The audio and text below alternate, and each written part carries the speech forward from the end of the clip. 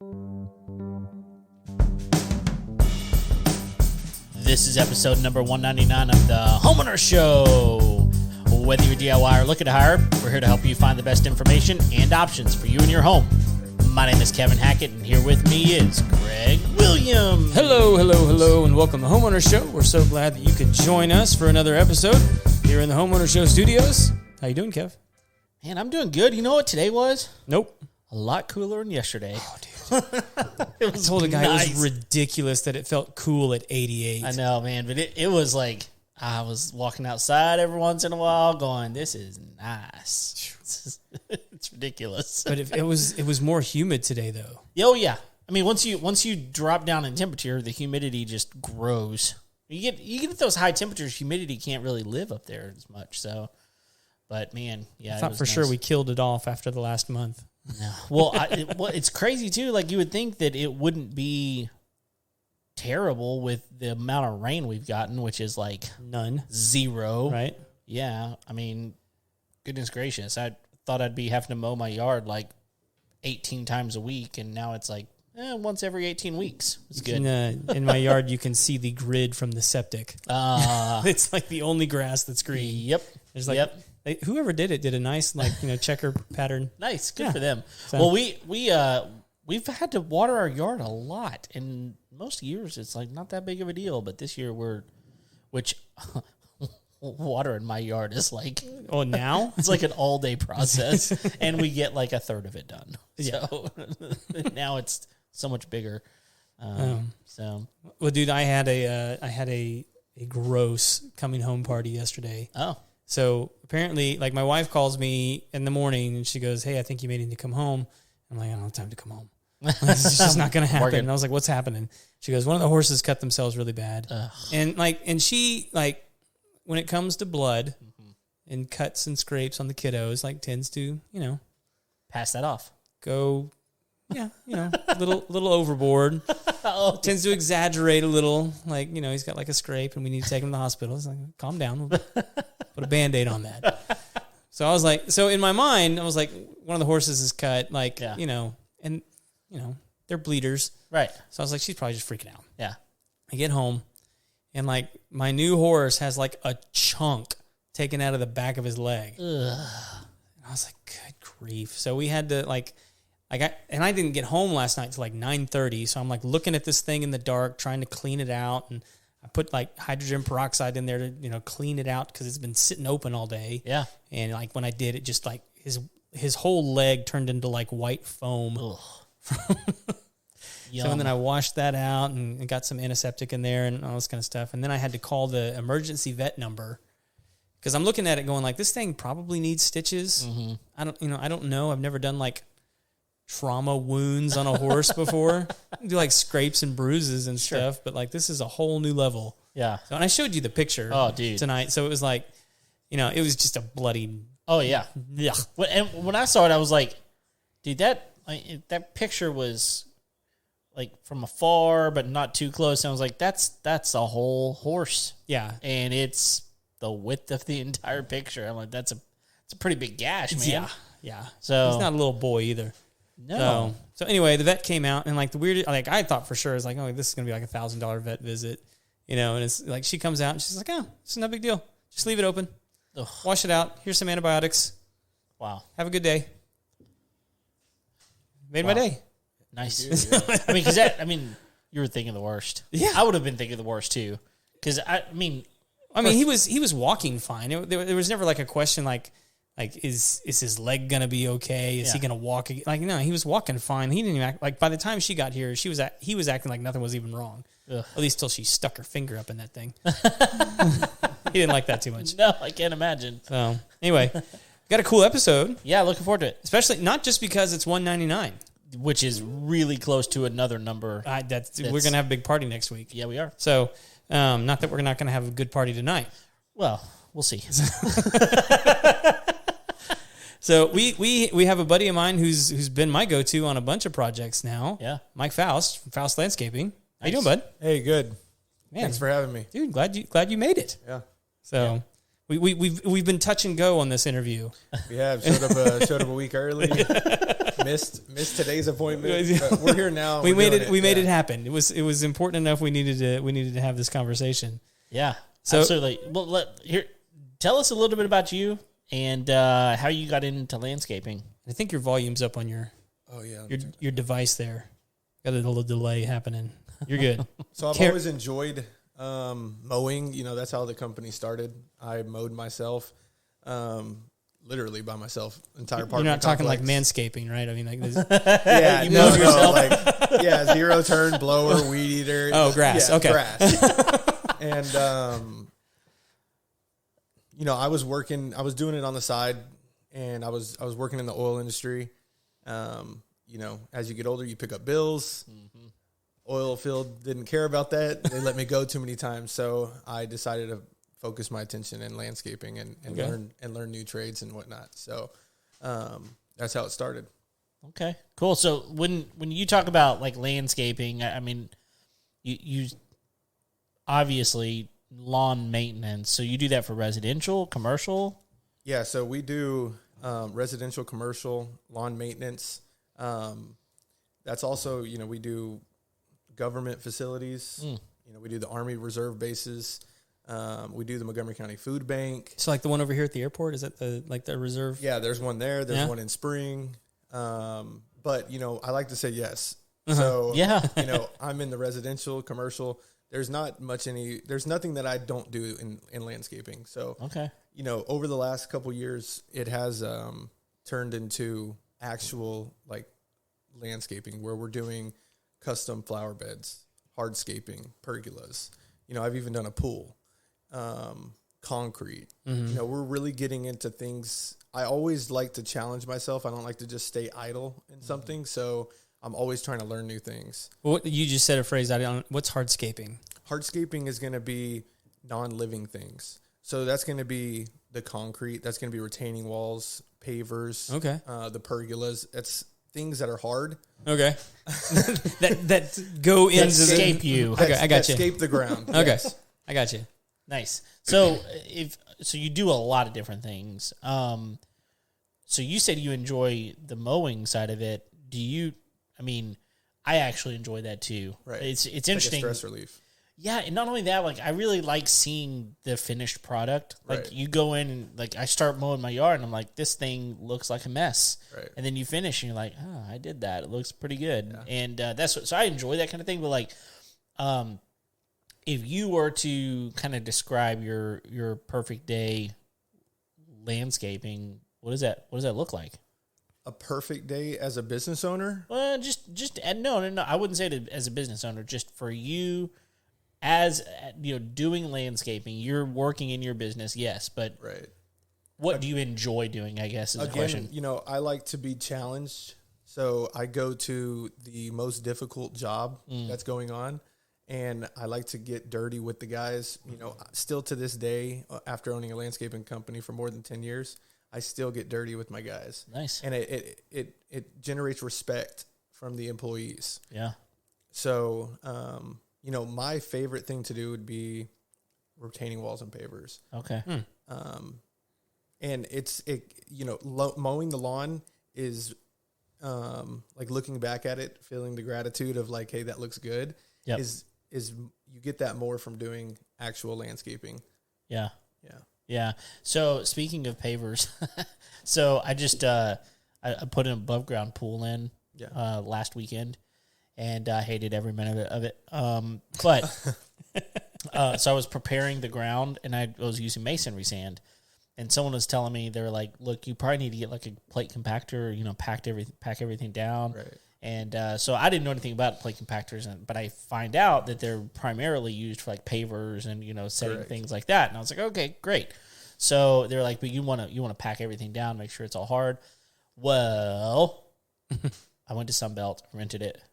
Like, okay, great. I rented it at 11 on Saturday, which is great. That means I get to keep it till Monday. So good move. Yeah, exactly. So I get it there. I've been watering. They say water a little bit. Get it where you can, moist, moist. So I get in there, I put it. Like, I had to have Craig come over and help me get it. It's 230 pounds. Yeah, it's a big guy. And I'm. It's a little guy, but it's Yeah, it's big and I mean, look at me. I'm obviously really strong, but it's too big for me. Clearly. So we get it out. I actually put it on the pad that I'd created, and I turned that sucker on, and it just dug straight into the sand because it won't pack down. Like, that sand is too fine. It won't pack, and so I took it back. Well, you missed a step. And the of course step I is did. going to be the base material. Yeah. So you really only want, in a scenario when it comes to any hardscaping, you need to have a hard base, crushed granite, small rock, and then the sand. You're my favorite is person only right a half now inch because thick. I don't want to like I told you so Yeah, you do. but I did. Yeah. Because it's a 250-pound machine on just a little bit of on a Sand. whole bunch of sand. Yeah. It's going to sink. It did. Yeah. Yeah. And it's okay. I mean, I made was the awful. same. I made the same mistakes, and I still make mistakes today. Yeah. And you then learn. You just learn, and you Yeah. go to the next one. Yeah. Yeah, I call that failing forward. Because I mean, really, like, you can either. But do you have a good friend that will come behind you and laugh at you? Now that you get older, you have less friends. I'm finding that to be so true right this moment. I focus on. Yeah, I try to just focus on people that are genuinely not there to benefit themselves when it's not like a, you know what I mean? Yeah. That those are the people that I get closer to as friends. But the answer is no. Okay. That being said, I will tell you, like, I called Craig and he came over to help just load that thing in and out Nice. and to make fun of me a little bit. But Well, not right then. no, well, close. Right. In close proximity time Yeah. of the time. But like I'll tell you, I literally, so I took it back to this is just, FYI. I took it back to Sunbelt. And I was really thankful because I got there and I was like, look, I talked with your person about what I was doing. I asked them, what tool do I need? This is what I'm thinking. They said, well, for what you're doing, absolutely what you need is this plate compactor. Right. And so when I took it back, I told them, I said, I've got like less than 7 minutes of runtime on this thing. Like, Right. I didn't use it. I brought it back early. And they gave me 50% back, which Nice. I was shocked about. Like, That's generous, I mean, yeah. it was. I mean, I thought, well, you never know unless you ask, right? Yeah. So anyway, but Well, no, those guys tend to be pretty easy. No, I mean, they saw the runtime on there. Yeah. I mean, I wish my mistakes were that cheap nowadays. right. Oh, I know. And, if someone does ever hire me, I try to make it the best I can. Mm-hmm. Yeah. But, we just did a job where it's so hot outside. Oh, yeah. We're getting into the concrete and I saw you posting about that the other day. yeah. Like, you guys are doing more and more of that. yeah, so we're doing concrete, and it was so hot outside that the concrete stopped. I wasn't able to play with it anymore. It hardened up on me, and it was a $10,000 loss. Oh, my goodness. Dude. Yeah. Whoa. Yeah, it was a big one. That's a bad day right there. I mean, you couldn't keep it wet enough, I guess. It didn't matter. If it was done at my dad's house, the job would have been fine. But to hire a professional, it wasn't good. No. Yeah. And that's me owning up to, guys, we got to rent the jackhammers. We got to tear this up. Bust we it got to do out. it again. Yeah. Wow. Are you guys doing Wow. like stamped kind of stuff? Or are you like textured, like colored? Yeah. So, Because that can get complicated. it is. So, it's called overlay. Okay. And you do your concrete like regular, like if they didn't have anything at all, and then you let it dry set, and then you come back at the end and you do an overlay on it with your stamp. Okay. Interesting. Enjoy that? We're just now getting into that. Okay. So I do enjoy it because it's difficult. Yeah. Yeah. Yeah, I mean, because those patterns are, you got to put that pattern down just right. And, At the right time. The right time. And, Perfect. You can't mess it up. Yeah. Yeah. It's intense. yeah, I mean, I've seen them do it, and the guys that do it really well, Yeah. they can do it really quickly, and so you'll probably get there No, soon. yeah, but- absolutely. I mean, it's good to practice before you go use a customer as a dummy. Yeah. Sure. And so, we have a 5-acre landscaping yard, and we'll do like weekend trials on new things. Nice. Okay. Yeah. Yeah, I like that. And same with irrigation. I mean, when the first time we did irrigation, we were like, didn't know what we were doing at all, you know? But now there's not an irrigation problem we can't fix. Yeah. Nice. Same scenario with pavers, retaining walls, concrete. Yeah. That's just how it goes. Have you been doing a lot of irrigation stuff here lately? I mean, Yeah. So like whenever we don't get a lot of rain, we're getting a lot of irrigation calls. Yeah. Yeah. When we get a lot of rain, I'm getting a lot of drainage calls. Yeah. You know, so, and it's, with anything, there's something that's needed. You just have to be able to be flexible and find what's needed. Yeah, I think that that's really true for you, like in the off season, right? Like during the like late fall, early winter, late winter. Yeah. Because I mean, it's one of those deals where it's like a lot of people just. I mean, I put my mower up because I don't need it anymore, right? So, what do you do during those months? So, you know, I do landscaping year round, all 12 months. There's 3 months that are slow. But it's just, you know, you got to keep a good name for yourself. You gotta work hard. You can't give up. But to answer the question, we still stay booked up on our projects, and we do a lot of leaf pickup. Yes. Okay. Yeah. There you go. Leaf pickup. Like pine needles. Yeah, and, Right. and pine needles are good too because like you can use those for landscaping. Like pick that up. Leaves are kind of like Like azaleas love yeah. the acidity from pine straw. Right. So, I mean, yeah, it is needed, you know. I don't have the time at my landscaping yard to like start a compost pile. Right. We light it on fire, to be honest. But yeah, I mean, we just try to stay busy as possible. In the winter, yeah, we definitely have to, you know, try to keep busy. Is the winter time when you might do like more of your like hardscape installs, like, or because I mean, like around here there is a lot of outdoor activity even in the cold months. I mean, in the winter, basically, whenever I write up my estimates, I write them down lower. You know what I mean? Because you know, I want you to say yes to me. yeah, And I want you to look at all the work I did in this winter and summer. I mean, but you know, another thing that saves me is on my commercial contracts. It's a year-round contract. Yeah. There you go. Okay, yeah. So, you know, residential, they do have the leisure of not telling us to come, but when it comes to the commercial contracts, it's a yearly contract. yeah. Just keep my guys moving. Well, and they want to keep their spaces looking Exactly. nice because I mean, like they got foot traffic coming through there. Typically, I would You'd imagine. be surprised though. I mean, there's people residential that still have us come weekly Wow. in the winter. just to do cleanup and Yeah, but a lot of those. So I lived in April Sound for 5 years, and a lot of those people are really they're very very particular about their yard, and so we had an old couple. When I say old couple, like both of them were in their mid 90s. Right. Okay, so they were old, and they couldn't do much, but they had the guy come and make sure the leaves were off the roof, and they'd blow all the leaves. Like they would, you know, inevitably something would creep in, and so they'd do the edging. They'd do all the things.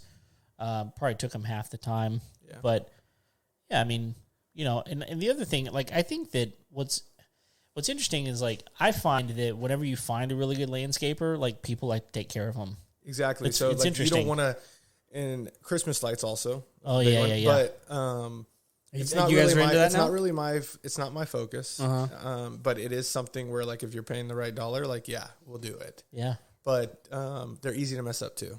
sure, yeah. You know. But I'm sorry. What was your question before I said something about? No, I was just asking like He was just saying like how like when you find a good landscaper, people That's tend to right. take care of them. Yeah. All right. Sorry, I got sidetracked. no, you're good. And no, that's right because like when spring comes, it's hard to find a landscaper. Yeah. To come and mow your yard or come and take care of you. So you want to hold on to the people that you have for the next season. Yeah. And then us as landscapers will remember that as well. And we're like, this person carried me through the winter. We're there. Yeah. We're not missing. I got your back. Take care of the Thompsons. Right. Right. So Yeah. do you guys put together like packages for people? I mean, like what you just said something to me. I was like, oh, you know, like I never thought to ask my guy if he would clean my gutters out when he's here. Right. You know, or it's like, is that something like, okay, I know you're going to mow the grass every week, but hey, every other month, could you clean the gutters out and that just be part of what we pay? No, I mean, every person's different and every person has different expectations. So like if you wanted to, if I knew you wanted that, I would make it happen. Right. You know what I mean? And then the way we separate with all our clients is we have an app, And on that app, it will have your name, Craig, and your address, and then there's detailed notes in there for our employees. Okay, so they know what to do. They know what the expectations are for the homeowner. Okay, Yeah, That's really helpful because I think that it would be easy, I think, especially if you run in multiple crews. right. I mean, ideally, I'm sure you try to take the same crews to the same houses, but every once in a while that probably doesn't happen, right? So having We've actually lost clients because of that. I would different assume crews. so. Just because, like, if you always have Jorge come to your house, Yep. and then Pablo showed up, Yep. and you like the way Jorge does it, Right. but it didn't fit my schedule to send Jorge there, Right. then yeah, people have gotten upset with me over that. And and of course, I do my best to put people where it makes the most sense. right. But No, you're right. I get it because it's interesting. I was buddies with my neighbor's landscaper because he didn't do my yard because again I enjoy doing my own yard, but except whenever it's 103 degrees outside. So, but I enjoy doing it. But he did like 4 or 5 houses right around me. And he'd be like, you were "Hey, that guy." Kevin!" Like, every time he saw me, I was like, "What's up, man?" And we would, and he did some stuff for me here and there. But See, like, that works out then. yeah, I did, and And that's just him being good at like a salesman. it is, yeah, Hey, stay in his ear. that's right. Eventually, you'll get something from it. Yeah, Hey, dude, I do everything around here. Don't forget about me when you need Yep. that driveway pressure washed or the gutters cleaned out. that's right. Yeah. Yeah, or like, look, I mean, because I'm busy in the summer. Like my summers are slammed, and there are weeks whenever I was like, "Man, I can't mow my yard. Can you come do it this one week?" And Right. he's like, "Yeah, no problem. Yeah, perfect. You know, I can do it." So I'm curious. Like, okay, I remember whenever I was a teenager, and I would go over to someone's house, and I would charge them $30. Yeah. Take me 2 hours, but it was awesome. $15 an hour was great when I was a teenager. Yeah. And so now, whenever I'm like, "Hey, can someone come do my yard?" I'm thinking, "Oh, I'll find someone to be about $30, right?" So I'm curious, like average home, just on a regular residential lot, what type of thing could a homeowner expect financially? Not $30. It's No, gonna I cover the know. gas. I know. I I'm mean, just it's saying- not much more though. It's not much more, to be honest with you. Okay. So my minimum charge, and that's going to be like the small yard, cookie cutter, Yeah, small flower bed, sure. is $40. Nice. And we've been highly considering increasing that, but we have so many clients at 40 Yeah. that we would lose a lot of money if a lot of people decided, no, this other guy's going to do it for 30 or 25. Sure. Right. Yeah. Because $25, I still hear that every now and again. And I'm like, Yeah. No, I There's no can't do way. that. Yeah. Yeah, but I mean, like, I think that it's interesting to me that it's not that much more. I mean, because I think a lot of people think either this is going to be super cheap or they think it's going to be super expensive. Yeah. Right. And I mean, it's so crazy to be like, for $40. I mean, if we really broke down the equipment that's on the truck every day, it's ridiculous. Yeah. So like just one of my zero turns costs around $10,000. Yeah. Yeah. And one weed eater is around $350. Yeah. And the blowers are about $450 to $600. The blowers are ridiculous. So now. I mean, we're and you're paying $40. Yeah. And it's like, and I'm grateful for having people. Yeah, but it's but- like, don't say nothing to me. Right. $40. Right. And not only that, you're bringing 2 or 3 or 4 guys to get the job done, right? Exactly. And So, I mean, you gotta pay that's them. the most expensive thing. Yeah. I mean, where I'm at in my company, I don't know if I should say this or not, but we're close to $20,000 a week in payroll. Yeah. So No, it's good. That's a lot of yards to cut. It is. Yeah, it's a lot of $40. yeah. Yeah, Yeah. it really is. And the thing is, like, I'm just hearing you. I'm gathering just intuition over here, and you're the kind of guy that obviously takes care of your employees too, like Right. because you are. I'm sure like there's so many industries that can't find employees, and so it's like, look, I take care of my guys, and they stay with me, and now I'm not having to look for new guys, train new guys, trying to figure out, are they actually going to do the job, not do the job. So, look, I pay them well. I treat them well. They're like family. They know they're like family. I'm assuming that's kind of the guy you are. Close. Okay. I mean, they don't look at me as a family member. Yeah, sure. They look at me as a respected boss. Yeah. Because I do take care of them. Like, they've never missed a paycheck. They've got, if someone came to me with their small problem, I tried to help them. Sure. With the food or money, whatever. Yeah. But at the same time, I do set the boundary with me being the boss. Yeah, that's good.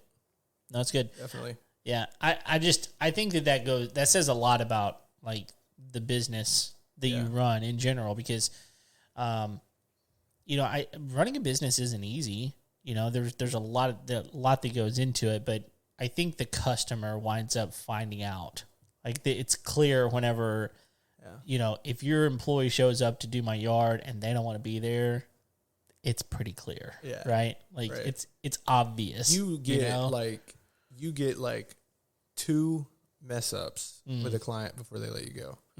If they have to think about, hey, I need to pick up the phone and call the owner of Faust Landscaping or any landscaping company more than once, you're fired. Yeah, no good. Don't come back. It shouldn't even be like a thought for them. They should come home and not even look at the grass and go inside because it didn't catch their eye. Right. You know what I mean? If something catches your eye, then you're in trouble. Yeah.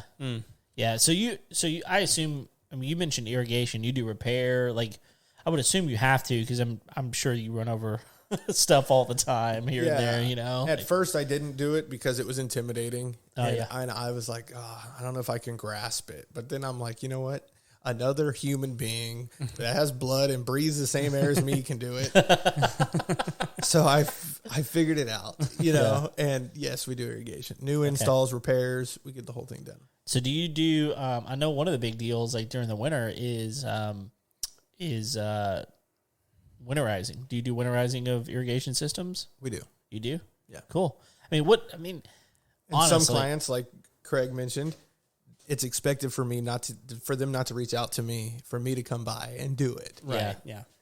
And a commercial property is definitely, they don't even ask. You just go over there, you get it done, it's over with. Yeah, but honestly, it's not a hard process. Super easy. It's super easy as long as you know where your drain is, right? Like, they have.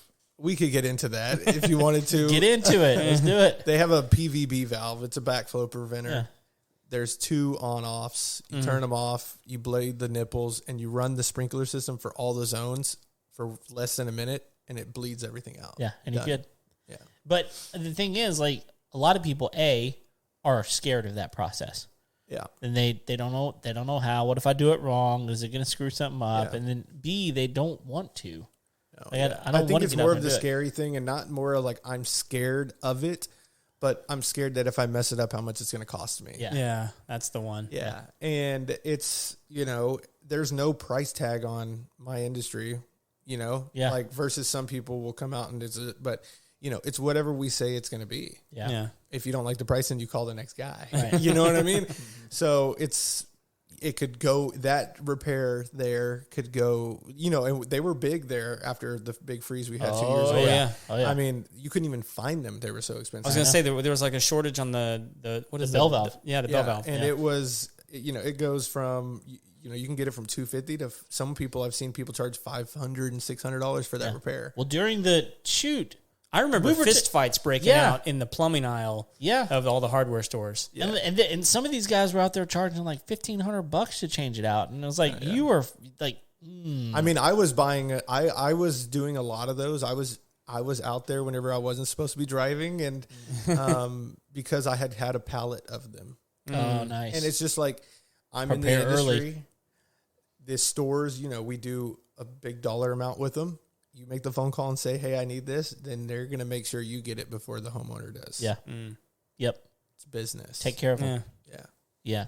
Nice. You were like a weird Santa Claus. Yeah. I was dropping PVB valves. Hey, man. But that's like one of those deals, though. It's like people were gouging all over the place. Absolutely. And like, there's a big part of me that, like, we talked to Burke, Family Plumbing. Yeah. And I was like, we're good friends with them. And I was like, hey, like, are you all up charging a little bit? I mean, cause you're so busy, like, can you charge a premium or whatever? And he goes, no, we don't do that. So we just don't. He's like, he said, it's not okay. He said, for me, I want my people to know that come rain or shine, like, but if they're new clients, sometimes this is just how I feel about that. Okay.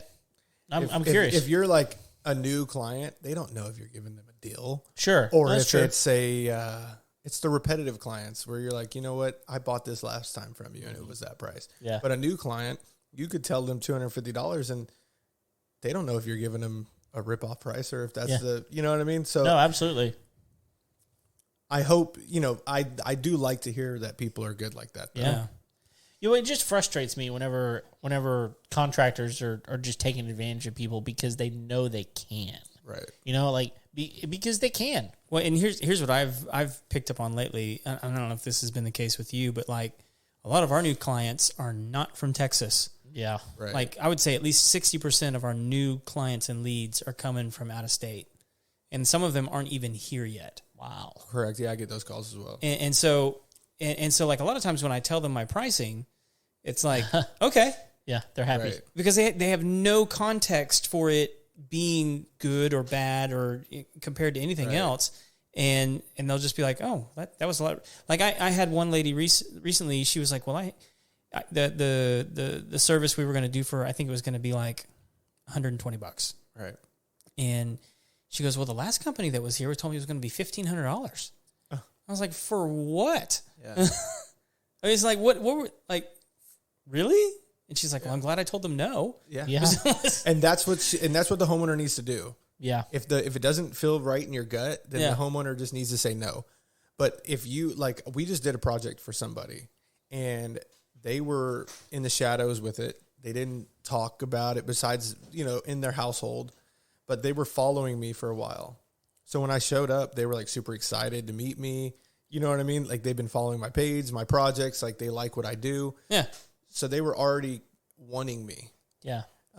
Versus just new people, Right. that don't know anything. And you're like, but whenever you do get into that scenario as a homeowner, you need to tell them, if you're not comfortable with it, move on to the next. At least get 3 prices. Yeah. If it's a $1,500 estimate, at least get 3. Yes. Get another opinion or something. Yeah. Compare apples to apples. I mean, you just moved into a brand new house. I mean, like $1,500, $1,500. Yeah, no doubt. Well, I mean, it doesn't really matter who you are. Like we were talking about this the other day. Like $1,500. I don't care if you're a millionaire. Like $1,500 is not something to just throw away. So make sure that you're getting what you're paying for. Absolutely. I mean, sometimes those millionaires are millionaires because they know how to spend their money and save it. Sure. So, I mean, the majority of my clients, I would say, are millionaires. And no, they want a broke down estimate. Mm-hmm. They want to know where it's going. They want to know why. Sometimes they haggle. Yeah. I mean, smart. it's not common at all. Yeah. It's Not uncommon. Yeah. Yep. Makes sense.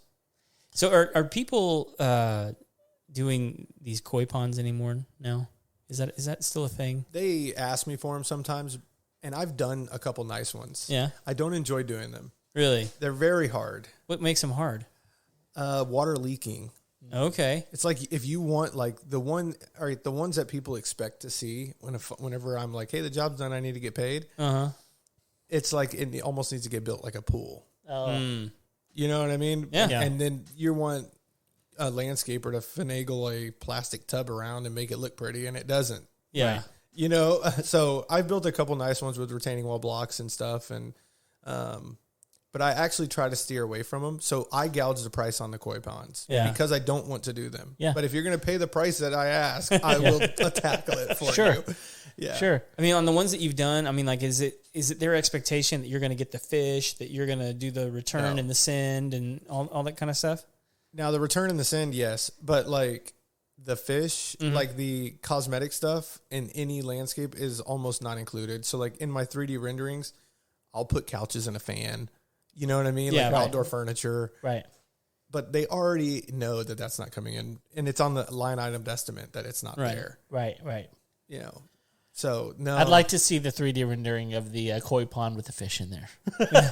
Fish not included. So, yeah, I try not to do the renderings as much either, just because I have a daughter and I like to spend my afternoons with her. Yeah. And the renderings come in at night. Yeah. So I charge for the renderings. And on the koi fish pond, we didn't do one. Nice. Yeah. I wouldn't either. Yeah. But I would just love fish not included. Like, that would be so great. Yeah, absolutely. I mean, the fish are probably expensive. I wouldn't even know what to charge. That's why I was asking. I was like, I don't even know where you go to get them. Well, I think you just go down to the Chinese restaurant. They don't know how many they have. No, they have some fish places around that are nice, But there is like a big like aquarium place right there on 45. Yeah, the fish. What is it called? Yeah, I know what you're talking about. It's actually near outdoor equipment on 45 there. oh yeah, I mean, there's one down 242 as well. Oh yeah, They better send you a free fish for this. this is Yeah, that's why I didn't say the full name. Not because I didn't know it. I knew it. I just didn't want to give them a free plug. And then you'll have to call me to build you a koi fish. That's exactly no. That's all part of the plan. right. No, see, I don't want one. I have no desire. I feel but like it would be a headache. Yeah, I'm thinking of all the things I got to take care of already. Like, so we just moved and bought some land, and it's not much. It's like 3.5 acres, but it's still a lot to take care of. Like, Craig has more acreage, but I think I have more land to mow. But It's more open. yeah, and so we got a new puppy already. My daughter's like, I want a rabbit. My son's like, I want this, and then like, I don't have time to.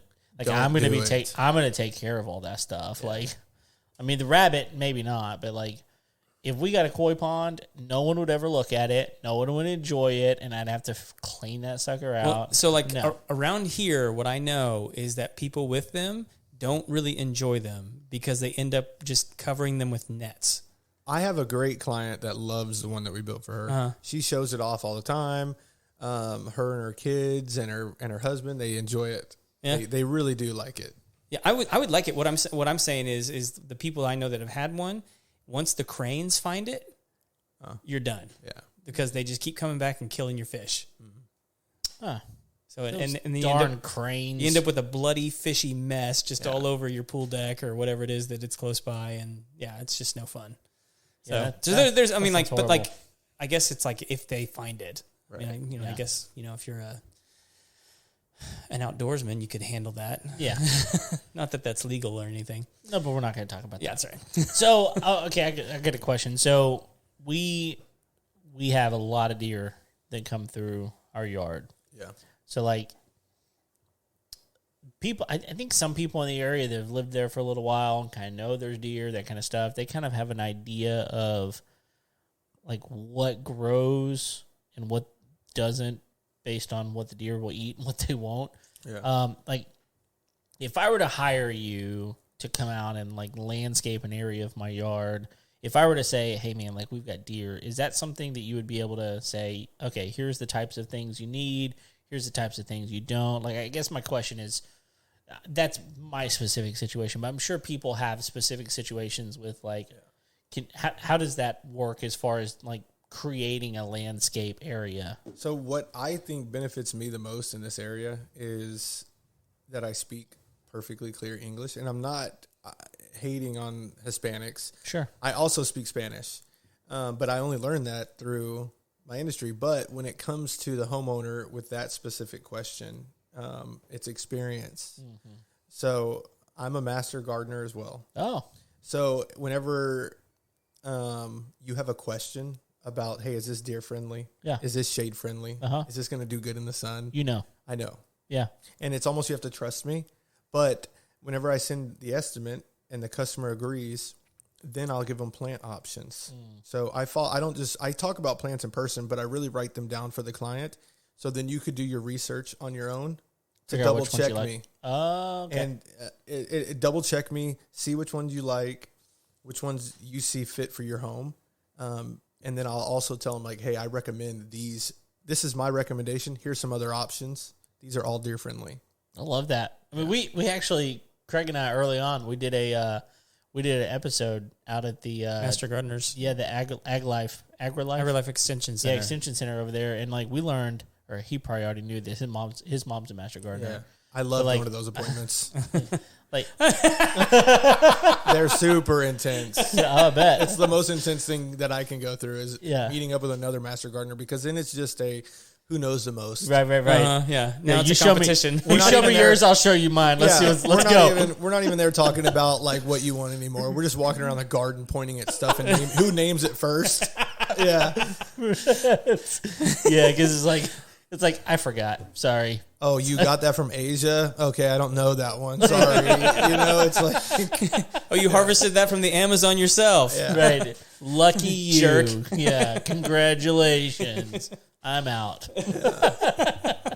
No, but that's really good because man, like that's got to separate you from a lot of people. Because I mean, it like, does. yeah, because I think, and we talked about the 3D renderings and stuff like that. Like, I think that really takes you to another level. There's a lot of guys out there. They're like, yeah, I mow yards, or yeah, like, I mean, I can't tell you how many times I've talked to people, and it's like, hey, so I would like this to happen. They're like, oh yeah, I do that. How many have you done? Oh man, I've done them. Yeah, it's like done them. You have to like, prove, right? Yeah, like show me pictures. And, yeah, but they're like, oh man, I've probably not done one exactly like that, but like I could totally do it, and they probably could. Like honestly, some of these guys, I mean, you'd be surprised. Yeah, I'm not trying to throw shade at all because some of these guys, man, they come, especially the ones that come from Mexico and stuff. Like they can do everything, and they're fast, they're efficient, they're smart.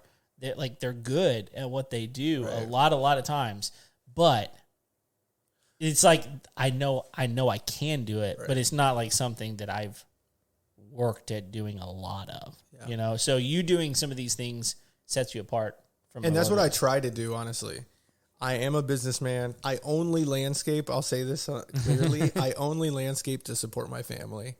It is something I do enjoy, but I do not do it for free. Yeah. So I try to take as much work as possible. I try to have the most knowledge. I try to do the smoothest techniques, so like in pavers, I have certifications. In gardening, I have certifications. Nice. You know what I mean? I speak the language of the majority of the people that work in my industry, which is true because before we started, you started speaking Spanish. I'm like, dadgum, like not only is he Spanish, but like his vernacular is good too. So it's not like 100%. Like if you understood Spanish for sure, you would say my Spanish sucks. But if I didn't know you at all, you would know what I'm telling you. Sure. Yeah. It's more work Spanish. How long was that something you've learned since you were a kid, or did you pick it up as an adult? No, absolutely not. So I took Spanish 4 in high school. Okay. Learned nothing. Yeah. I was an adult and I was wheelbarrowing next to this guy and I was tired of whipping out my phone to translate. So one guy befriended me and he was an employee and he taught me within a year and a half. Really? Nice. Yeah. So if I see you every day and you only speak Spanish, I'm pretty sure I'm going to catch on. Yeah. Yeah. It's immersion. Right. Yeah. Yeah. It was one word. You learn one word a day and you say it annoying in amount. Yeah. And you'll learn majority of the Spanish quick. But you really have to try at anything. Right. If you give anything some effort, yeah, you'll figure it out. I mean, I tell people this all the time because I'm like, look, you didn't know how to do that until you did. Right. Like whatever it is, you didn't know how to do it till you did. And once you started doing it, like you learn how to do it and you learn how to do it better. And that's true with a lot of things. Everything that I do.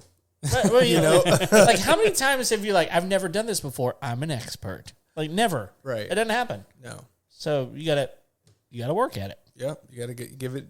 If you're gonna wake up and thank God that you're breathing another day and be happy, get out there and give it 100% and go home and enjoy your time with your family. Yep. So if it's speaking Spanish or if it's grabbing carts out of the parking lot, be happy while doing it and give it your best shot. Yeah. Yeah. I love that. Yeah. Cool. If you can't do it and be happy, why would you? Exactly. I don't know, man. If exactly what he's talking about. If you can't push gather the shopping carts at HEB and find some sort of meaning and happiness in it, stop doing it. Yeah. Find something else. Yeah. Right. I mean, there's days where I'll have bad days. Well, yeah. But I'm still happy that I own my own company. You know what I mean? Yeah. Happy that I'm bringing in some money, and I woke up. And then I have a beautiful family at the house. Right. So it doesn't matter how bad the work day goes. I try not, and that's where I'm at in my company. I don't like getting yelled at by the clients, I don't put up with it anymore. You know what I mean? I just don't. Like, I'll hang up on one. Yeah. But I think I set that message pretty clear with the clients too, that they're not going to do that. Right. And if I do get one, that's where I'm out. we're gone. Yeah. No, I get it. You got to fire some customers every once in a Every while. once in a while. Well, I mean, we've talked about this a lot of times, where it's like, look, I don't understand why anybody in the world. This is just maybe someone needs to educate me. I don't know, but I don't understand why anybody in the world thinks that anybody else deserves anything less than their respect. Right. Yeah, I mean, nobody's better than anybody else. Like, I'm just out there doing my thing. Maybe I'm not as good as you are. It's fine, but like, I'm still going to respect you. Right. You should still respect me. And look, just because I'm paying you money does not give me the right to treat you like garbage. That's right. Yeah. Like that, and there's, like, I hope people listening to this agree. If you don't, like, stop listening to our find show. Another podcast. I don't want you to listen to this show. Like, go find someone else to annoy, because that's all you're just annoying. Right. I mean, I give everyone, as I'm getting older, I try to give everyone the respect. Yeah. But if I feel disrespected, I cut it very short. Well, I mean, I think on. that's a response, though. Like, that's different than, like, being disrespectful. Like, you've been disrespected. Like, I think that there's somewhere along the line where it's like, I'm not going to allow you to run over me. Right. Right? Now, that could still be like, all right, dude, like, we're not going to continue this conversation. Right. It's different than, like, lashing back out, I guess. But, like, I think that... And if you're in a customer service, like, industry... Yeah. And you do end up upsetting someone and you attempt to make it right, and then maybe they don't want you to because they're that upset with you, and they start yelling at you, whatever the scenario is, I've got a better response of standing up for myself rather than just, yes, ma'am, I'll do whatever, you know what I mean? Because then then they feel like they have you by the leash, and they'll still leave you that bad review, even though you tried to fix it. Yep. Absolutely. So with me, it's like, hey, you're not going to talk to me that way. I'm a grown man, and I'm here to do the right thing. I'm not out drug dealing. I'm over here trying to make an honest living. Yeah, you know what I mean. And whenever you stand up for yourself, they're like, you know what? I blew it out of proportion, and I'm sorry. Yeah, that's usually the response. Sure. Yeah. It's interesting. Like, people are fine with confrontation until someone else is confrontational with them too. Like, and then it's like, okay, I thought you were gonna. Yeah. Are you going to bow to me? No. It's like, no, that's not the way that works.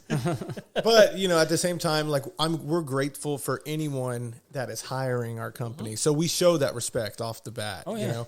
But everything we do is a custom thing, you know. No job is the same. Nope.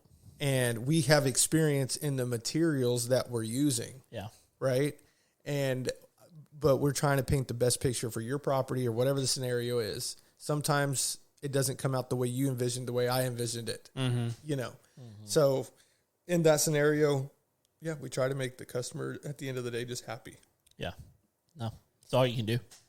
That's all you can do. So is there a landscaping project that you haven't tackled yet that you're like, man, that's the next one for me. That's the next thing I'm going to figure out. I mean, because you've done a ton already, but like, I'm wondering if there's anything out there that you're on the horizon going, the harder things to sell, to be honest with you, is going to be like outdoor kitchens. Yeah. Pizza ovens. Come on. I haven't even done one of those. I want but one. Like, you can those do mine. You can't just hire any dude that's going to do that for you. Right. You know what I mean? Like, he has to have a masonry, something, like, he needs to really have a lot of background to even be comfortable to talk about something like that. Yeah. You know what I mean?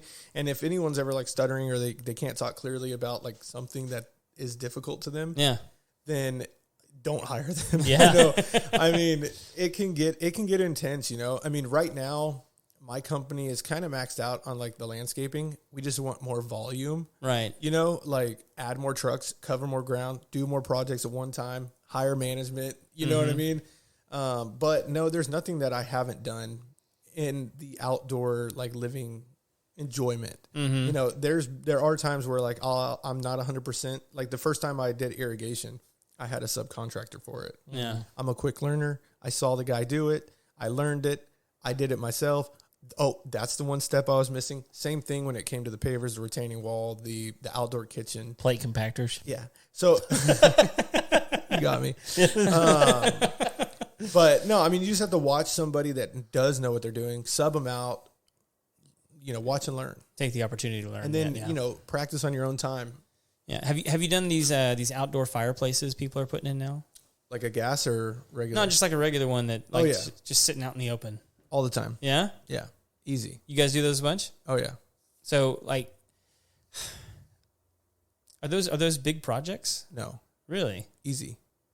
You can if I were to put a dollar amount on one, like a nice wood burning fire pit. Sure. Let's say it was on your property. They would run anywhere from like a cheap one is like $1,000. Okay. All right. But then a nice one is $3,000. Sure. Right. That sounds reasonable. So it's not like out of line expensive. Right. Even the $1,000 one's nice. The $3,000 one, it's just more cosmetic. Right. But they are still going to do. It's going to have a big, they're still going to have a fire mantle and all that kind of stuff, right? Well, I mean, you can have like the metal grate on top where you can like throw a couple things to cook on there or something. That's going to be in like the higher dollar ones. Maybe it has retaining wall blocks with a nice finish cap. With mortar in it, but more on the bottom line is going to be like a loose stack stone. Yeah. Yeah. I mean, it still burns, right? Right. Yeah. It'll still contain. Yeah. Contains a fire, burns the stuff, makes you warm. I have to imagine that's one of the more popular things around here because Not really. Really? I mean, I see a lot of them. It's what the salesman's trying to push. So like I used to be a salesman, and this might sound stupid, but at a restaurant, I was a waiter. The higher you get the tab, the bigger the tip. Yep. So you're trying to push the flavored teas. You're trying to push the steak topping. You know what I mean? So whenever I use that technique in my landscaping, I'm constantly, like you called me out for irrigation, I'm going to look and see if you have a drainage problem. You know what I mean? I'm going to look and see if your flower bed looks bad. Right. Yeah. And I will slowly bring that in to upsell the job. Sure. Right. And try to get more going. So, whenever I try to bring up the fire pits, it's not really like a big thing unless you called me for that. Now, pavers is going to be like my niche. Okay. We do a lot of pavers. I probably do 2 to 3 installs a week. Oh, wow. Right. Do you own a plate compactor then? No, there's other techniques where you don't have to have that. The plate compactor. Kevin's like, I should have done this interview 2 weeks ago. Yeah, the plate compactor is needed if the base is not 100%. Sure. Yeah, so like you do these pipes on pavers where my guys will pack the base material. Like we have it down to a math equation on every job. And above the base material, crushed granite, you would have these pipes. You level the pipes to the slope that you want, then you fill it in with sand and you bring a board across, and it perfectly levels it to the height that you need it. And then you should be able to just come in and lay all the stones perfectly. Maybe rubber mallet a couple stones here and there. But that's all you need. Well, that sounds super simple. It does, right? You could probably tell me something simple that you do every day, and I would think it would be difficult. Yeah, I drive my truck. Super difficult. That's about it. I've watched everybody else. I know it's difficult. Right, obviously, it is not as easy as they make it seem. That's right. All right, well, let me ask you this question. Like we've talked about quite a bit, and there's so much more we didn't talk about. Like we didn't really get into kitchens. We didn't really get into like pergolas and porches and those types of things, which, that just means we're going to have to get you back. Visit, and do that too. But like, as far as like landscaping and stuff like that goes, is there anything that we haven't talked about that you're like, this would probably be something that would be good? Anything? Keep your blades sharp.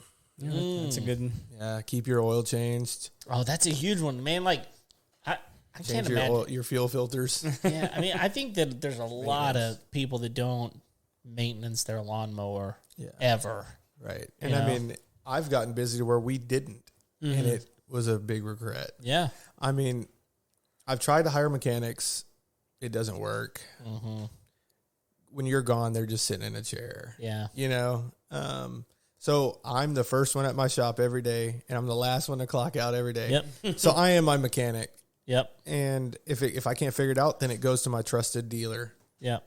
And they Yeah, fix I think that like a lot of people are like, sharpening a blade, like that means I got to take the blade off, and then I don't have a grinder. Like now I got to grind. What am I supposed to do? Yeah, you got to be a man about it. That's true. Yeah. It's true. Like It's about all there is to it. Yeah, come on, man up. Get your tools out and just take it Just apart. quit being lazy. You know, like the steps. Yeah. But you're not going to have the best looking lawn if you don't keep up with the equipment that's cutting it.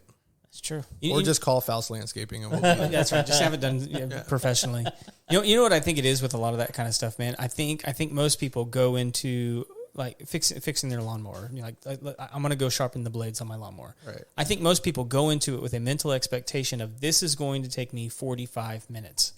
And if and maybe for someone like you could probably knock something like that out in 45 minutes if you have the tools and the shop and just and the know-how. Right. You could probably do that. But I think most people go into it because they've watched a YouTube video and that YouTube video only took them like 5 minutes to watch. And so they get there and when that 45-minute mark hits and they haven't even gotten the blades off yet. Yeah. I think that's when most people just throw the towel in. Yeah. And they're not willing to learn in order so that they can do it quicker the next time. Right. And so they're just done. Yeah. Or they just go buy a new mower. Exactly. Yeah. Or they, even better, they're like, I just go buy a new blade. Right. And then what's crazy is if they're going to do anything, what's crazy is okay. So you went out there, you started working on it, you got frustrated, and then you got in your vehicle and drove 25 minutes to Home Depot. Right. Took you 30 minutes to find the right blade because you had to find someone because you had no clue what you were supposed to get. Then you waited 10 minutes in line, drove back to your house. Now it's 2 hours later. Right. And you still hadn't put the blade on. Well, I mean, and it's like as you get older, you realize more things. Yep. So, more wisdom. Everything has a lot of detail to it. It doesn't matter what you're doing. Yeah. So, with the lawnmower, if you sharpen the blades wrong, then you throw out the spindle. You have to balance the blades, sharpen them. So it is a technique that you need to know. Mm-hmm. And I will say that it is bad to sharpen the blades. Mm-hmm. It is better to buy a new set. Sure. Because once you sharpen the blades, once you're breaking away the weld and the coating that's on the blade themselves. Mm-hmm. So once you sharpen it one time, you probably get one mow and then it's dull again. Mm. So it's good to give it that one sharpen to hang you in to before you go buy another set. But it is better to buy a new set of blades. Yeah, but again, I think But I get what you were saying. Yeah, I think the point is to your point, Craig, is the time it takes. I definitely agree with you. Yeah. Be smart about if you feel like it's going to take more time, then a couple of days before, start figuring out what do I need. Oh, I'm going to pass Home Depot. I'm gonna. And roll back for just a second because I want people to catch what you were saying because I don't think a lot of people even know what the spindle is. Sure. Why would it be bad to throw out the spindle? So the spindle. All right. So there's a pulley, a belt system. Right. When it is engaged, the belt rotates all these pulleys. All right. Underneath the pulley is a spindle. The spindle it has bearings in it, and it's what spins the blade. So it's connected to the blade. In there, if the blade is off balanced, it throws the bearings off in the spindle, and the spindles are expensive. Mm-hmm. More expensive than the blade, I would imagine. Correct. Yeah. So one spindle on I do have commercial stuff, but one spindle is $150, and each mower has 3 sets. Yeah. Yeah. I would also imagine so I can't just let anybody come in there and sharpen my blades. Yeah. Well, and I have to imagine it's sort of like a ceiling fan. A ceiling fan gets unbalanced, it starts doing that lovely wobbly thing, and then it becomes dangerous not just for your employees, but for anybody standing near that thing. You could start throwing chunks of metal. Yeah. So we've had them fall completely off. Oh gosh. You know what I mean? It has happened. We're using the mowers anywhere from 6 to 11 hours a day. Yeah. So, it's a lot of time. And I don't even know how fast those things spin. But if one flies off, yeah, it could be bad. Well, I mean, when you're able to mow with your commercial stuff, 15 miles an hour on some of these places and still make a really good cut, right? Those things are spinning, dude. Oh, they're going crazy. Yeah, I don't even want to guess. No, I don't either. Yeah. But I'm some of these guys, I'm like, dude, you are flying. You're passing me. I'm driving. You're passing me. Yeah. Landscaping is a dangerous job. Yeah. People cut their feet off. You know what I mean? Like, I've seen a lot of damage from my employees at my company. Yeah, I mean, it's you're dealing with heavy machinery. Right. You really are. The guys they've cut themselves. I've seen guys burn themselves. I've seen guys smashing toes and fingers, and I mean the whole nine. Yeah. You know, so I mean the guys are out there and they're earning their dollar. You know what I mean? They are working hard. Yeah. Sometimes you look out and you go, oh, they're just sitting under a tree. It's because they have to. Right. Yeah. You know what I mean? Like they're tired. Yeah. They've been up since 6 a.m. getting it. Hey, I'll tell you what, man. Those guys are professional tree sitters. Right. I'm looking at I'm like, that is not the first time you set up against a tree. Like, I could not be that comfortable sitting up against a tree, but you figured it out. Yeah. You figured it out. No, they definitely are. They get comfortable where they can. Yeah. I mean, it sucks. Yeah, it sucks, but it is what it is. It's hot. You've been working that hard. It doesn't matter what it is. No. You can I've already gotten to where, like, I eat like them. You know what I mean? Yeah. I drink like them now. You know what I mean? I would say those are my friends. Yeah. You know what I mean? Like, it's, but in a business sense, Sure, we kind of touched the base a little bit before we got on live, but sure. That's good. Yeah, we enjoy hanging out with each other. Cool. Well, I think it's time.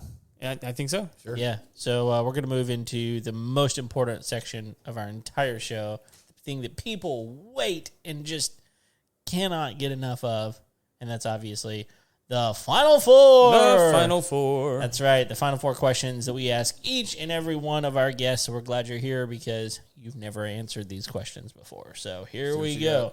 All right. First question. What is the must-have tool you won't leave your house without? My phone. Yeah. Number one. Is that a number one answer? Yeah, pretty much. Yeah. I mean, without the phone, that's what it is nowadays. It's 2023. You have to have it. You know? That's right, man. Like, I 2022. Yeah, well, it might as it's well coming be. up. It's coming. It might as well be. That's how fast life goes. No, but Mike's like, I don't know about y'all, but I'm already planning. Thinking ahead. I mean, yeah, I don't know how. It's funny, like, we survived growing up without, or at least we did. I don't know how old you are, but we survived without cell phones. I'm 30. But okay, you're a young little boy. So like we survived without cell phones. No, I was and there. Yeah, and it's like, but now it's just we don't live in a world. We literally just don't live in the same world. Well, I mean, back then, if you had asked that question, it might have been different. Yeah, Like no, the tool it would have question. been. You It would have know? been. But now, like, I can take notes. Yep. I can find out where I'm going. Like, I can contact whoever I need. Like, Yep. it's a must. It is. It's not, whenever I said phone, that didn't mean Snapchat and Facebook. No. Yeah. Yeah, It's a tool. It's a tool. Yeah, I mean, well, Craig and I were talking just today about softwares for companies and like different ways that those things cater to specific niches for route planning and quote giving and bookkeeping and like customer retention and all this kind of stuff. Like it does everything. Right. And without it, what are you gonna do, man? Like it's super important for sure. Yeah. So even keeping up with mileage. Everything. Yeah, like I don't know. Do you use Mile IQ or anything like that? Dude, QuickBooks does it for me now. It does. Yeah, I got offered to do it, but it was for like an insurance thing, and I feel like I get a pretty good insurance price. Yeah. So yeah, I'm not bothered by it. that's cool. Cool. All right, next question. You ready? Yeah. What's a job you walked away from? Job I walked away from. I went into a job, and the guy was a really nice guy at the beginning, but as the appointment went on, he became rude. And again, I just don't deal with rude people or clients. As a business owner, it's my right to make that decision. And then he started nitpicking at everything before I even gave him an estimate. And he asked me one question. He said, do you mark up the materials? And I said, yes. And we both turned around, and he said, well, then I'm not going to do business with you. And I just walked. I didn't even say bye. Yeah. I mean, he just, whenever you said I'm not going to do business with you, there's no need to continue talking. Right. Yeah. You know what I mean? Like I'm only there to talk to you. We're not here to hang out. You know what I mean? I'm here to talk about business. And whenever he dropped that line, I just walked away. Well, and like I'm sure, here's the other thing a lot of people don't understand. Like, you're getting things at a different price than they can get them. Correct. So even your markup might be less than what they could go get it for. The majority of the time it is. Yeah. So, but I'm an honest person. I'm transparent. He asked me a question.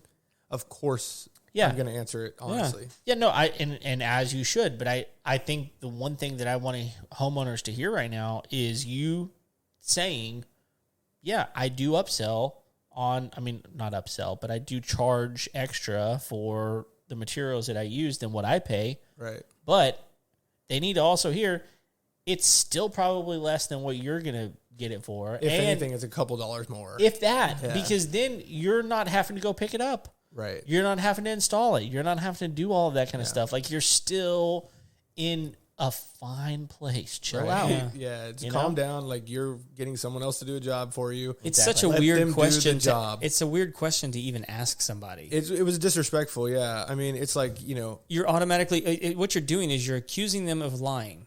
Right. Right. I mean, that's essentially what you're trying to like rat out of them is like, hey, are you lying to me about what you're charging me? Right. Yeah, and then whenever you tell them yes, then they're pissed. Yeah. Like, what? There was no winning with him. That's why Right. I was comfortable with just turning we're around. done. This is going to be a problem. Yeah. I mean, if it's a problem in the interview for the contractor, you should also consider walking away. Yeah. Have fun with the next guy that's going to lie to you that he's not and charging you the same. Then you're going to be fighting for payment. You're going to be. Oh, yeah. Then you're going to. You have the possibility of getting a bad review, which stops work in the future. Yeah. I mean, it's just it's a continuous thing. Just work for people that accept your price and that you enjoy working with. Yeah. Yeah. I like it. All right. Next question. How do you wind down at the end of a long day? The truth. Absolutely. So I'm 30, so this may not be the best answer. I definitely warned my wife. I enjoy playing video games. There you go. Yeah. So it's what gets me away from reality. I get to focus on my video games. It puts my mind at ease. Of course, I take care of all my responsibilities. It's my wind down time. Yeah. But, 5 days out of the week, I play PlayStation 5. Yeah. What you rocking these days? Yeah. What game? Yeah. Just what everyone's playing. I play Apex, Call of Duty, and 2K. 2K. Is it like It's a basketball game. Okay. Yeah, but those things are hard to find. You're real. I'm a you got a real 5, gamer. man. You got a 5 because they're hard to find. Yeah. Even still, they were hard to find at Christmas. They're still today No, I paid hard to the extra find. money for it. Yeah, of course. I did. And one of my best friends he's a weird friend. I mean, we never hang out in Aren't we person. all? But we've been friends for over 10 years, but we Nice. game together. Okay. Yeah. So And it's he's a kind good of, friend. it's a good friend Oh, because yeah. I can, we have good conversations kind of like we're having now, but it's not about work. Right. You know what I Yeah. mean? And it's a laugh and it's a about good who time. I'm shooting. And then we're both enjoying what we're doing. You know what I mean? And we take it seriously too. It's something but I get to focus on that and not the bills. Is the wife happy? Is the baby good? It's my own time. And that's what I do. Yeah. That's not trust me, we've had a lot weirder. I bet you have, but Yeah. it's just like whenever you're a gamer like I am, you don't talk about it. Yeah. It's one of those shush things. Yeah. Especially my age, Sure. It's something that you did in 18 and below. When you get into your 30s and you're still rocking the headset, No, dude. Well, let me tell you this because I now have teenagers. It becomes acceptable again because it's something that you do with your children. right. Now, yeah. I have a 1-year-old. So you got a while. You got a while to keep it in the closet. Right. Yeah. Well, but I'll tell you this: one of Craig and I's good friend, for years and years and years, he's a programmer. Yeah. For years and years and years, it was his job.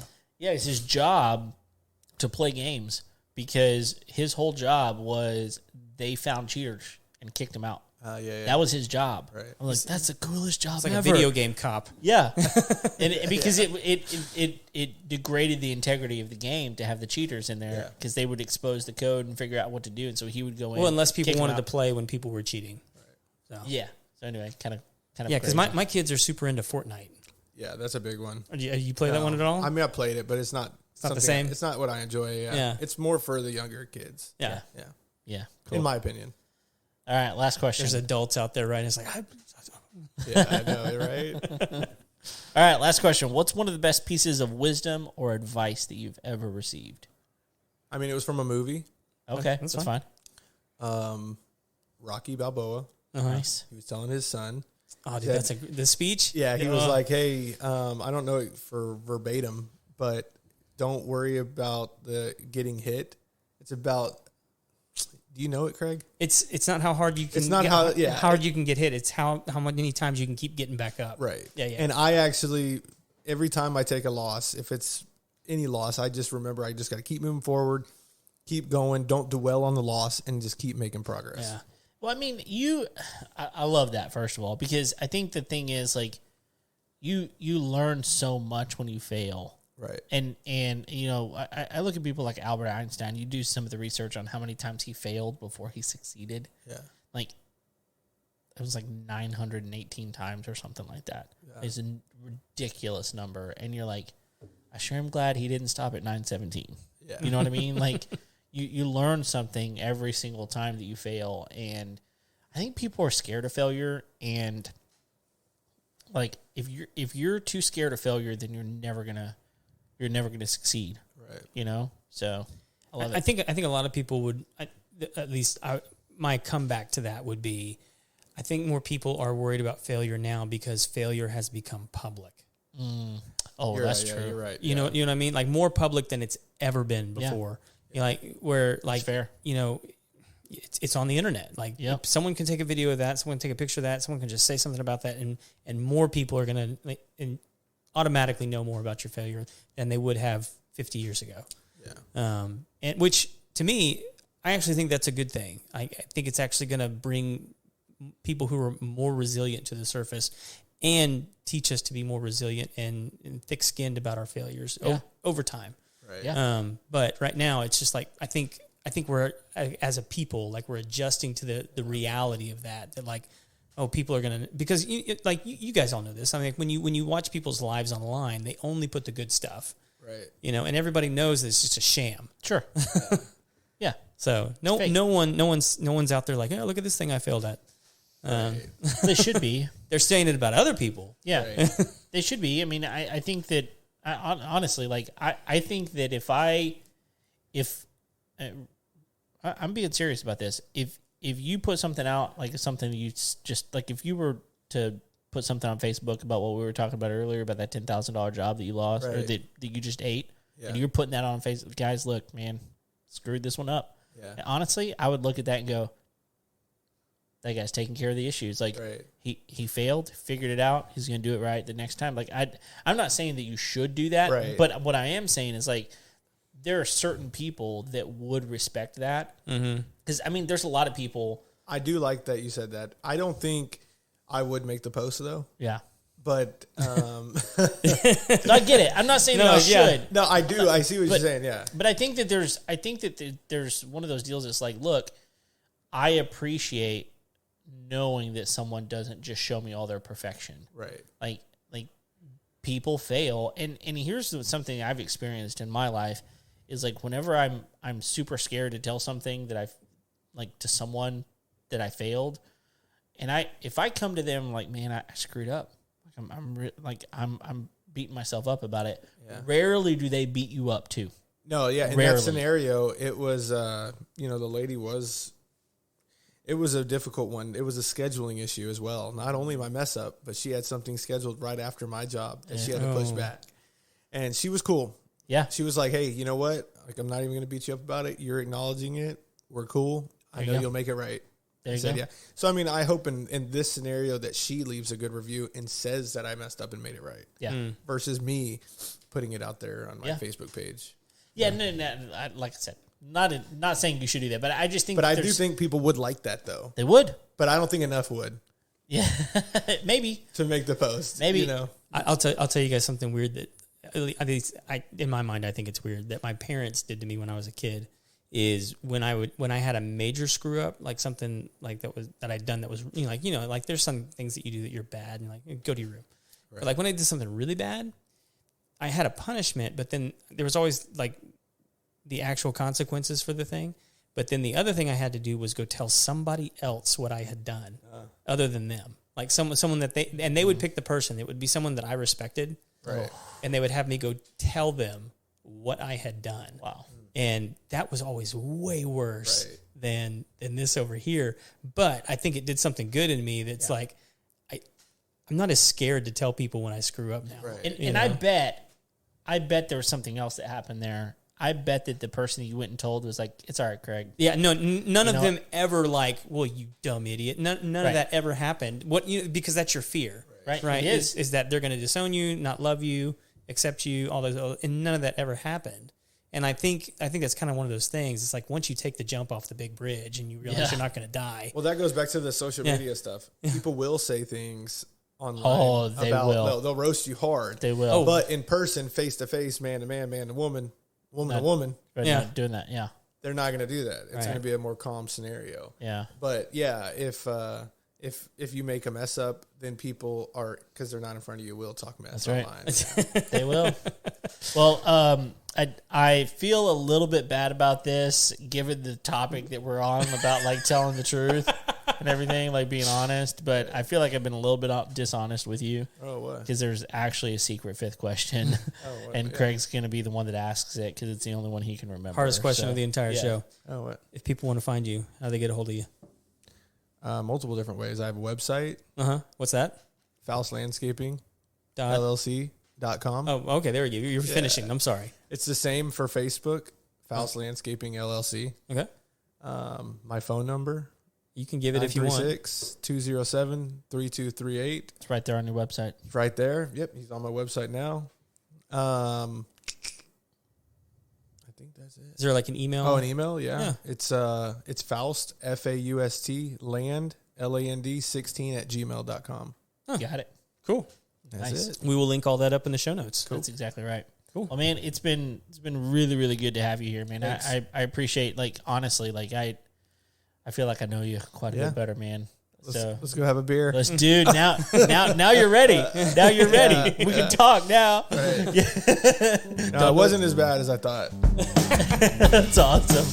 Well, thank you guys for downloading today's episode, for watching us live, all of those things. If you haven't already, go ahead and like and subscribe our content. Tell your friends about us.